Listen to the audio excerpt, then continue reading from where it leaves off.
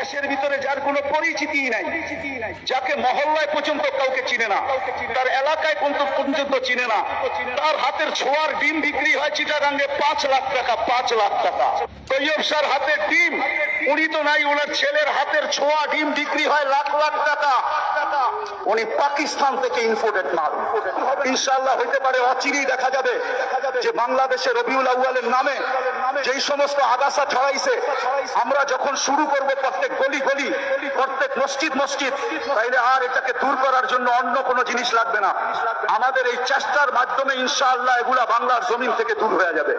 আমরা আমাদের মসজিদের ভিতরে সিরতের চর্চা করব, সিরতের আলোচনা হবে, সিরতের তালিম হবে, আমাদের ঘরের ভিতরে হবে, আমাদের মসজিদে হবে, মহল্লায় হবে।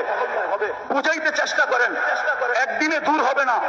ইনশাআল্লাহ হইতে পারে অচিরেই দেখা যাবে যে বাংলাদেশের রবিউল আউয়ালের নামে